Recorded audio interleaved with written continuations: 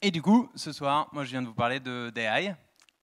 Donc je pense que c'est un sujet que vous avez tous dans vos équipes produits techniques en ce moment. C'est le sujet chaud, c'est le sujet qui est aussi assez marrant. Alors pour commencer, moi je suis le fondateur et le CEO d'une boîte qui s'appelle Slight. Alors à peu près la même ampleur que Cityscoot et Le Bon Coin. C'est une blague. Qui connaît Slight ici? Génial. Donc Slight, pour tous ceux qui ne connaissent pas, c'est un outil de documentation pour les équipes. L'idée, notre mission, c'est vraiment de faire en sorte que l'information de votre team soit transparente auprès de tous vos collaborateurs, ou en tout cas par défaut qu'elle soit transparente auprès de tous les collaborateurs. Et quand je dis l'information, ça veut dire votre wiki, vos process, mais aussi vos projets, vos meetings, les décisions qui sont faites, etc. Et nous, évidemment, donc ça fait quelques années qu'on construit Slide. Le challenge du knowledge base, d'un outil de documentation de manière générale, c'est que les personnes voient ça comme une pain, d'aller documenter, d'aller maintenir et trouver l'information. C'est un énorme challenge. Alors nous, on fait tout pour que ça marche. Si vous allez voir Slide demain, vous allez voir que c'est 10 fois plus rapide que l'outil que vous utilisez en ce moment en termes de search, en termes de navigation. La search marche. On fait un éditeur qu'on design depuis des années pour qu'il soit extrêmement agréable à utiliser, pour que vous reveniez en permanence, pour que en fait, vos équipes prennent l'habitude d'utiliser de la knowledge dans leur quotidien. Mais malgré tout, il y a une limite à la fin qui est que ça reste de la documentation, réorganiser un arbre c'est compliqué, etc. Trouver de l'information c'est compliqué. Et du coup, quand on a vu les AI, nous évidemment c'était un peu du pain béni pour nous et on s'est un peu rué dessus, c'était en décembre dernier. Et je vais un peu expliquer comment est-ce qu'on a exploré ça. On s'est retrouvé donc il y a 6 mois à travailler énormément là-dessus et à shipper il y a 3 mois notre première feature en prod qui s'appelle Ask, qui est en fait la première feature qui fait ça au monde, hein, qui est un assistant qui vous permet de poser des questions à votre knowledge base, donc à vos documents, et d'avoir votre réponse avec les sources qui sont citées. Donc si évidemment c'est une image statique, mais si vous allez sur Slide demain, vous créez votre compte, c'est gratos. Vous importez votre base de n'importe quel endroit, vous allez pouvoir le tester directement et vous allez avoir en fait plusieurs documents qui vont générer la réponse que vous attendez. Et ça, en fait, pour nous, c'est vraiment quelque chose d'exceptionnel pour le monde de la knowledge base, parce que, en fait, avant, c'était quoi? C'était l'idée de dire, on va faire 10 search, essayer plusieurs mots-clés, regarder chaque document, voir qu'il y en a un qui est outdated, etc. Et là, en fait, vous avez directement un outil qui va vous donner la réponse avec le contexte associé. Et du coup, le talk que je vais faire, c'est juste pour vous montrer un peu comment est-ce que nous, on a exploré et avoir des suggestions. Alors, tout ça, c'est très frais. Et peut-être une petite question déjà. Vous êtes, je pense qu'il y a 99% de la salle qui est en engineering ou en product. Qui a exploré déjà pour son équipe ou sa boîte des features autour de l'AI? Autour de l'intelligence artificielle. OK. Et qui, vous pouvez garder votre main levée, qui a shippé un prototype, donc quelque chose qui marche en technique. OK, donc là, on n'en a pas beaucoup. Qui a shippé une feature en prod? Donc on en a... Allez, il y en a un, je ne sais pas si c'est vraiment de la prod. Il y en a 2 donc, 3, quelque chose comme ça. Donc c'est vraiment quelque chose d'extrêmement frais. On sait tous que ça va révolutionner la manière dont on travaille demain, nos boîtes. Mais en fait, il y a très peu de features qui sont parties en production. Donc c'est encore aujourd'hui qu'il faut vraiment réfléchir à comment est-ce qu'on explore ça. Alors, la première chose que auquel on a réfléchi quand on a commencé à partir là-dessus, c'était le gros stress du développeur avec qui je travaillais, Florian, qui est un mec génialissime. Il est devenu un peu fou au bout d'un moment. On a eu accès notamment à GPT-4. Donc vous avez tous utilisé ChatGPT. Et GPT-4, c'est un peu le modèle qui vient après, que certains peut-être ici ont déjà pu essayer. GPT-4, c'est un truc de malade mental. La capacité de raisonnement de GPT-4 est folle.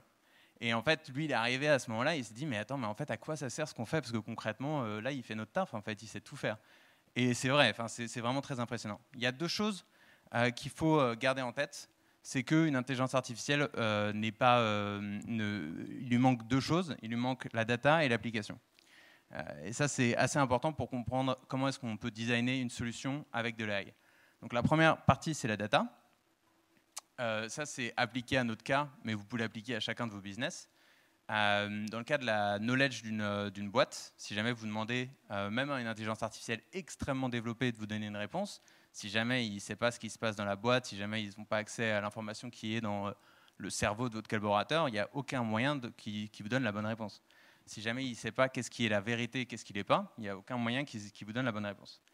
Donc ça, c'est quelque chose qui est important. Vous avez en fait un mode que vous pouvez développer autour de la data. Donc nous, dans notre cas, par exemple, ça c'est une liste de documents. On peut savoir qu'est-ce qui est vérifié, qu'est-ce qui n'est pas. Et on peut éduquer ou donner l'expérience, en tout cas, pour que l'AI vous aide à vérifier vos documents. Et ça, c'est quelque chose en fait que même une AI extrêmement développée ne pourra pas faire pour vous. Donc voilà, tout le monde peut utiliser les modèles, mais tout le monde n'a pas l'input de votre business. Et la deuxième partie, c'est l'application. Donc c'est qu'est-ce qu'on demande à faire à l'AI et c'est quel problème est-ce qu'on veut résoudre. Je sais pas si, je pense que pas mal d'entre vous ont dû voir la keynote d'Apple il y a quelques jours avec le Vision Pro. Une des choses qui a beaucoup marché, c'est qu'ils n'ont pas parlé une seule fois d'AI. Alors que le casque est bourré d'AI. Il y en avait à chaque partie du truc, mais ils n'en ont pas parlé une seule fois. Et quand ils ont demandé à, je me souviens plus du nom, le directeur software, qui est un mec que vous voyez à chaque fois qui font une keynote, pourquoi, en fait, il disait, on s'en fout de l'AI. Genre, ce qui est important, c'est vraiment l'expérience utilisateur. Et ça, c'est très visible aujourd'hui. La plupart des produits que vous voyez lancés toutes les semaines, tous les jours aujourd'hui sur le marché utilisent l'AI. Mais concrètement, il n'y a pas trop d'intérêt, ce n'est pas quelque chose que vous utilisez tous les jours. Et le pattern, le schéma qu'on voit, c'est que les meilleures features qui se basent sur l'intelligence artificielle, en fait, ne font que résoudre mieux les problèmes que votre produit essayait déjà d'adresser. Donc là, c'est par exemple 3 exemples qui, pour moi, m'ont marqué. Et en fait, c'est les seuls 3 que j'ai vraiment utilisés, mis à part ChatGPT, depuis quelques mois, alors qu'on a vu des flopées de produits qui se sont sortis. Il y a Grain, qui est un outil de user interview qui est excellent. Et ils ont sorti cette fonctionnalité en bêta, je ne sais pas si c'est public, qui permet en fait simplement, on a un outil qui recorde votre call Google Meet ou Zoom, et vous avez directement le summary qui arrive. Et en fait, alors le screenshot est un peu croppé, mais vous avez en fait les points d'intérêt, donc vraiment les highlights du call, qui sont générés pour vous. Et ça, c'est quelque chose qu'en fait, de base, vous auriez fait avec l'outil. Ça vous fait gagner en fait 10 minutes de votre temps, et l'usage est fou. Ask, c'est donc l'outil qu'on a développé, je vous en ai déjà parlé. Et ça, par exemple, c'est Folk, qui est un outil de CRM, qui va faire quelque chose que de base, en fait, vous auriez fait, qui est d'enrichir la data que vous avez. Donc, vous avez un nom ou un email, et il va être capable de, en fait, générer la data, trouver le site web de la personne, trouver le nombre d'employés, etc. Et en fait, de préfile toute la base de données pour vous. Et ça, c'est quelque chose, en fait, de base, c'est le taf du CRM. Et du coup, l'AI qui vient là, ça fait énormément de sens. Ça fait sauver un temps énorme à l'utilisateur. Et ça, c'est un super bon usage de l'AI. Donc ça, c'est les deux choses. Vous avez votre application, et vous pouvez vraiment l'améliorer avec l'AI, et vous avez de la data qui est propriétaire, et vous pouvez l'utiliser. C'est quelque chose qui vous donne un avantage concurrentiel par rapport à n'importe quelle autre boîte qui voudrait lancer une feature d'AI autour de, j'en sais rien, du e-commerce, de ce que vous voulez. Et la prochaine partie, c'est sur comment est-ce qu'on a idée autour de l'intelligence artificielle. L'intelligence artificielle, le challenge, c'est que c'est très facile de se dire « Ah, ben, je vais lui donner un problème énorme et en fait, il va le régler. » Ou bien, c'est facile de se dire qu'en fait, il peut tout faire, qu'on peut absolument tout faire. Et c'est très dur, notamment quand on est en product, de comprendre en fait, qu'est-ce qu'on peut demander aux développeurs de tester, qu'est-ce qui est faisable, qu'est-ce qui est pas réalisable. Une super bonne citation, donc ça c'est David Lieb, qui est le fondateur de Google Photos. Google Photos, maintenant il y a plein de features qui ont été reprises par des compétiteurs, mais il y a quelques années c'était vraiment le précurseur et c'était un des seuls outils sur le marché qui avait intégré des features d'intelligence artificielle dans son produit. On les voyait même pas, hein, encore une fois, enfin en tout cas on ne se rendait pas forcément compte que c'était de l'AI. Et qui avait vraiment changé la donne de leur marché. Je vais vous montrer quelques exemples après. Et il disait, quand je réfléchis à l'AI, j'ai quelques règles. Une d'elles, c'est si jamais vous avez 100 personnes que vous considérez très très malignes, donc typiquement votre CTO, votre VP Engineering, quelque chose comme ça, qui est un petit peu quand même engineer mindset, etc., qui sont entraînés sur les meilleurs outils, qui ne dorment pas, c'est des robots, vous pouvez leur faire ce que vous voulez, etc. Si jamais eux, vous leur donnez la tâche que vous voulez faire, ils ne sont pas capables de l'exécuter, l'AI ne saura pas le faire. C'est un peu la même chose que vous donnez une réponse qui est dans le cerveau de votre collaborateur et qu'il n'a jamais écrit, l'AI ne saura pas faire, enfin, il n'y a pas de question, c'est comme ça. Ça, c'est déjà en fait important. Et le truc qui est intéressant, Et c'est un peu la meilleure, enfin, la manière la plus intéressante et la plus utile, comment dire, la plus pratique de le voir. C'est l'opposé est vrai aussi. Donc ça, c'est une photo générée par Midjourney de mon CTO. Et l'idée, c'est un peu de se dire, si jamais vous avez 100 pierres, donc ça c'est Pierre, c'est mon CTO, si jamais vous avez 100 pierres demain qui sont disponibles pour vous 24 heures sur 24, 7 jours sur 7, à vos ordres, seulement sur votre compte utilisateur de votre application ou quel que soit l'équivalent, qu'est-ce que vous pourriez lui demander de faire? Et en fait, dans 99% des cas, la réponse sera quelque chose qui sera réalisable. Alors après, il faut voir les coûts, il faut voir à quel niveau de qualité, etc. Mais qui sera réalisable aujourd'hui avec les AI, étant donné le niveau des derniers modèles, des derniers LLM. Donc ça, c'est l'exemple de Google Photos, par exemple. Si jamais vous aviez vous avez une galerie de photos, vous avez toutes les photos que vous avez prises toute vos vies avec votre iPhone, et vous dites, qu'est-ce que je vais faire à mes petits pierres robots, mes petites centaines de pierres robots pendant que je suis en train d'aller dormir. Ben moi, je sais ce que je vais leur faire faire. Je vais leur dire, trouve toutes les photos qui sont pas bien tournées dans le bon sens et tourne-les-moi dans le bon sens automatiquement. Et j'ai pas besoin de le faire. Et je vais leur dire, est-ce que tu peux me trouver tous les screenshots que j'ai pris sans faire gaffe, etc. Parce que ça pollue mon truc, et suggère-moi de les archiver. Et puis je vais dire, toutes les photos où il y a des gens, tu vas me les taguer, et puis tu vas me dire, toutes les photos avec ce gars-là, tu vas me faire un album dédié, et je vais pouvoir toutes les retrouver. Et ça, en fait, si jamais vous mettez dans la tête de 100 fois Pierre le robot, il est capable de le faire. Ça va le faire chier, et je vous souhaite de ne pas le faire, c'est pas gentil. Mais le robot, lui, par contre, tu peux le faire, il n'y a aucun souci, etc. Et ça, en fait, c'est quelque chose que c'est un bon test mental pour savoir est-ce que les AI pourraient le faire. Pareil, est-ce que tu peux flaguer toutes les questions qui me disent il y a du ski, il y a quelque chose, etc. Si vous tapez aujourd'hui sur Google Photos, trouve-moi les photos à la mer avec des lunettes de soleil, il est capable de trouver ça en croisant les deux queries, etc. Et du coup, nous, on a fait la même chose. Donc en fait, ce qui s'est passé en fin d'année dernière, c'est qu'on a vu ces modèles-là, etc. Et on ne savait pas vraiment qu'est-ce qui était réalisable, qu'est-ce qui n'était pas. C'est un peu tout est possible, mais en même temps, où est-ce qu'on commence?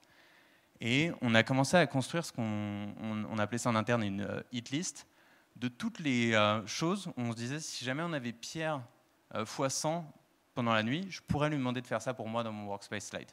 Donc, alors Semantic Search, c'était plus un tool technique. Mais par exemple, lis tous les documents auxquels j'ai accès et demain, quand je te pose une question, donne-moi la réponse avec les sources. Pierre, il serait capable de le faire. Alors, il ne comprend pas très bien ce sur quoi je travaille, etc. Mais s'il a accès à tous mes documents, il est capable de le faire. Catégorise tous mes documents pour moi. Donc, tu regardes tous mes documents, tu me mets ceux qui sont à propos de HR, ceux qui sont à propos de projet, à propos de marketing, etc. Etc. Donc là, on en a fait pas mal. Résume les documents. Donne-moi un update de toutes les dernières nouvelles de l'équipe que tu résumes avec GPT, etc. Et en fait, alors toutes n'étaient pas possibles, toutes n'étaient pas à un niveau parfait. Honnêtement, tout ça, c'est possible avec GPT-4, c'est juste une question de coût, après, c'est juste explosif. Mais en essayant avec des technologies qui étaient genre, potentiellement qu'on pourrait mettre en production, tout n'était pas possible, mais on est arrivé sur des choses où en fait, on s'est dit, ah, mais attends, c'est génial, ça peut vraiment donner une vraie feature. Donc, ce qu'on a fait, c'est qu'on a eu en fait une toute petite squad. Concrètement, c'était moi et c'était pendant les vacances de Noël, il n'y avait personne, c'est génial, c'est le meilleur moment de l'année. Et j'étais juste avec Florian, qui est un de nos développeurs et notre head of security, et un de nos développeurs Bobby. Et en fait, on a commencé à tester plein de choses les unes après les autres. Et on s'est fait un petit playground. Donc ça, c'était en feature flag, donc que pour nous, on voyait ça dans notre application. Et on pouvait tester des choses très vite. Alors, je vous en listais quelques-unes, parce qu'en réalité, on a fait beaucoup plus que ça. Par exemple, est-ce qu'on est capable de taguer un document sans demander l'input de l'utilisateur, juste on prend le document en raw text et on le tag. Donc par exemple, ça c'est notre handbook de Human Resource. Et voilà, on va avoir Human Resource. Et comme vous voyez, il y a Humanity. Clairement, ce n'est pas un tag que je voudrais montrer à des utilisateurs. Mais déjà, on peut avoir un sentiment de est-ce que c'est réalisable, est-ce que c'est pas réalisable, est-ce que ça marche bien, etc. Pareil, sur du classifier, c'est la même chose que le tagging. Mais dans ce cas-là, c'est avec des tags que nous, on lui propose. Est-ce que ça marche? Ça marche pas mal. Là, c'était le product update de juin. Et effectivement, parmi toutes ces catégories-là, ils trouvent newsletter comme étant le numéro 1, ce qui est effectivement ce que c'était. Ensuite, on avait des choses sur le document, de pouvoir demander à GPT de résumer, de traduire, de simplifier, ce genre de choses. Donc on s'est fait un petit playground en interne. Pareil sur les discussions. Donc il y a un outil de decision making dans Slide. Donc ça vous permet simplement, dans le cadre d'un projet, d'ouvrir une discussion et de prendre une décision. Et là, typiquement, en fait, une décision, c'est plein de messages qui s'empilent les uns après les autres. Et souvent, en fait, quand vous avez ce genre de culture très async, où il y a beaucoup de texte, ça peut être un peu dur de continuer une discussion. Et là, en fait, GPT peut vous résumer la discussion ou même proposer l'étape d'après. Bref. Donc, on a essayé un peu tout ça et on est arrivé sur la feature qui nous semblait la plus intéressante, en tout cas en premier abord, qui est Ask, où concrètement, c'est un outil qui te permet juste d'accéder à l'information de tes équipiers sans avoir aller à leur demander de l'aide, quoi.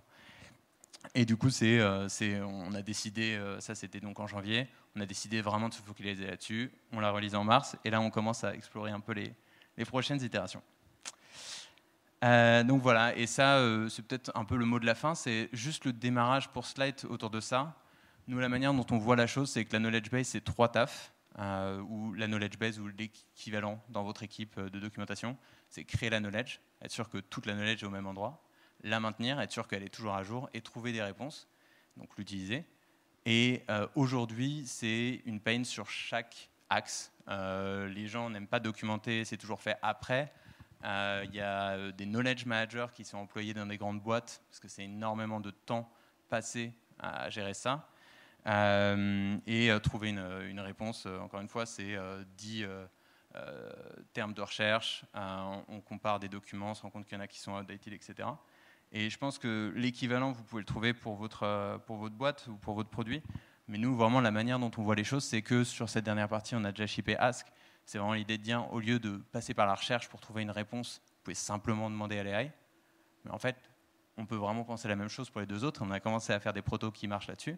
L'AI est suffisamment intelligente pour vous dire, par rapport à toutes ces métadatas, ce document il n'a pas été touché depuis 1 an, il a été touché par telle personne, etc. On peut détecter la connaissance qui n'est plus à jour, ou bien qui est en double, ou bien qui est en contradiction, et vous aider en fait à cleaner votre knowledge base.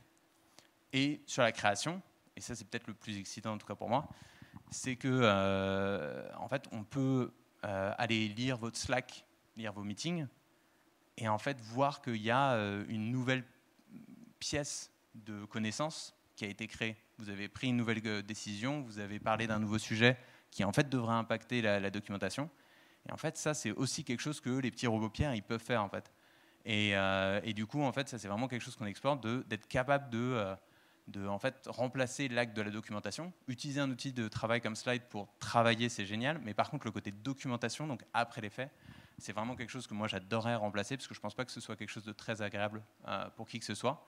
Et on pourrait le faire à partir de vos outils de communication. Et voilà.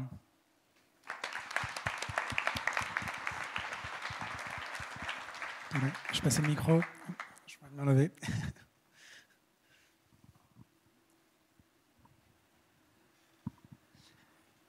Bonjour Christophe. J'ai une petite question pour toi. En scrollant TikTok, intégrer une AI dans son produit, ça a l'air assez simple. Enfin, ça donne l'illusion que c'est simple. Vous qui l'avez fait aussi vite, et bravo. Est-ce que finalement la partie technique d'aller faire cette intégration d'un GPT-4 pour en faire une vraie feature, est-ce que ça a été plutôt facile ou au contraire plus complexe que ce qu'on pourrait penser? Alors c'est assez complexe. Pour avoir une feature en prod qui marche bien, qui soit solide. C'est-à-dire que si tu enlèves tous les barrières de coût, typiquement GPT-4 maintenant il a alors je sais pas pour ceux qui ont déjà utilisé ce genre d'API, mais il y a un context window, donc il y a une quantité de données que vous pouvez lui donner à lire, qui est maintenant plus large, mais GPT-3 c'était un document et demi quoi. Donc si jamais tu lui demandes une question sur ta base de connaissances, il peut pas te répondre, parce que littéralement il va pouvoir lire juste ta dernière note de meeting. Donc ça, par exemple, tu vois, c'était quelque chose qui était extrêmement compliqué. En fait, là, ça paraît simple, mais en fait, il y a 6 étapes avec plusieurs modèles de la search sémantique, de la vérification des modèles un peu dans tous les sens. Donc c'est très très simple d'avoir le premier proto. Je dirais même que c'est probablement une des technologies les plus simples que tu puisses utiliser. Littéralement, c'est du texte. Donc tu ships du texte, tu as du texte, hein, c'est génial, en tout cas sur le côté LLM. Mais par contre, pour avoir un vrai produit, et pour moi c'est génial, hein, c'est ce qu'il y a de mieux comme technologie, parce que concrètement tu peux valider le besoin très très vite, le montrer à l'utilisateur extrêmement vite, voir ce qui excite les gens, et après réfléchir à comment est-ce que tu es smart pour le mettre en prod. Bonjour Christophe, moi j'ai une question plus sur le comment est-ce que vous avez réussi à traiter les problèmes du LLM comme les hallucinations ou ce genre de choses. Est-ce que c'est quelque chose que vous avez déjà traité ou sur lequel vous itérez? Ouais, alors c'est une bonne question. Déjà, GPT travaille dessus, donc GPT-4 hallucine moins que GPT-3 par exemple. Ce qui se passe, c'est que nous, on a l'avantage d'avoir, on lui donne des chunks de documents, on lui demande la question, et après on vérifie la réponse. Et du coup, en fait, on est capable de dire, en fait, on fait une deuxième passe et on est capable de dire, ah mais en fait, là tu racontes absolument n'importe quoi, parce qu'on peut comparer. Donc on peut avoir une deuxième passe, à dire à un autre modèle, attends, regarde cette réponse par rapport à ça, tu trouves que ça a l'air crédible. Donc on peut faire ce genre de truc un peu malin. Et après, en fait, ce qu'on a mis en place en interne assez récemment, et on ne l'a pas poussé, mais c'est l'intention, c'est on a un outil interne de quand on modifie l'ordre de process, il y a 7 ou 8 étapes dans Ask par exemple.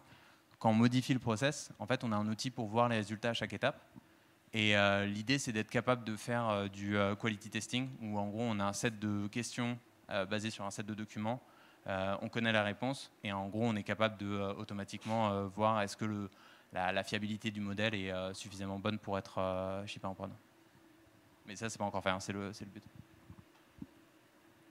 Merci du coup pour la présentation. J'avais juste une question au sujet de la data, parce que justement ça a été une problématique au début d'année et en fin d'année dernière, justement sur les leaks de données des IA comme ça. On a eu des problèmes avec GitHub Copilot qui leakait des repositories qui étaient privés, et avec GPT qui a leak des données de nouvelles features chez Samsung. Du coup, comment est-ce que vous comptez gérer ça et comment est-ce que vous comptez protéger les données des utilisateurs chez vous? Alors, c'est une très bonne question. Je veux dire, la réponse, elle va être la même que pour la plupart des SaaS sur le marché. Les utilisateurs qui utilisent Slite, ils ont l'amendem des data processors. Et en fait, OpenAI, c'est très similaire à ce qu'on utilise pour de la recherche. Donc, typiquement, Algolia, qui est français, qui est un outil de SaaS de provider de moteur de recherche. Bah, en fait, c'est bien plus vénère. Algolia, quand ils ont de la donnée, ils ont de la donnée en texte brut, lisible, accessible. Enfin, c'est bien plus sensible en réalité. Donc, en fait,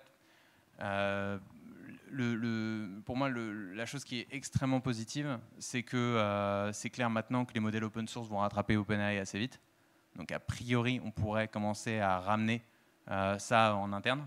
Déjà, d'un point de vue coût, c'est super intéressant, mais en plus, d'un point de vue privacy, c'est génial. Et après, court terme, nous, ce qu'on a fait, c'est qu'on a mis un toggle off pour certaines compagnies, notamment un peu enterprise, qui avaient besoin d'être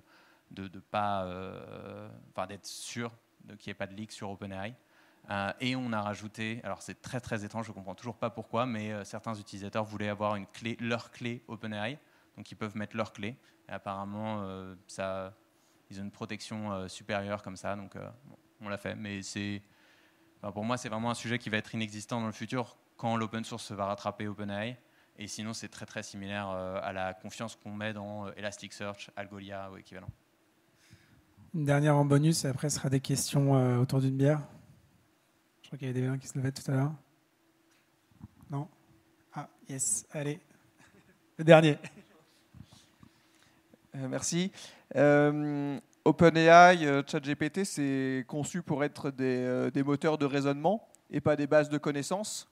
Et donc là, en fait, j'ai l'impression que tu utilises vraiment comme interrogation d'une base de connaissances. Est-ce que c'est pas overkill comme utilisation?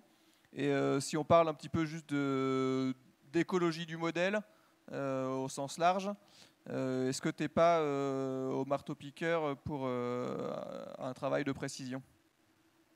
Alors, c'est une très bonne question.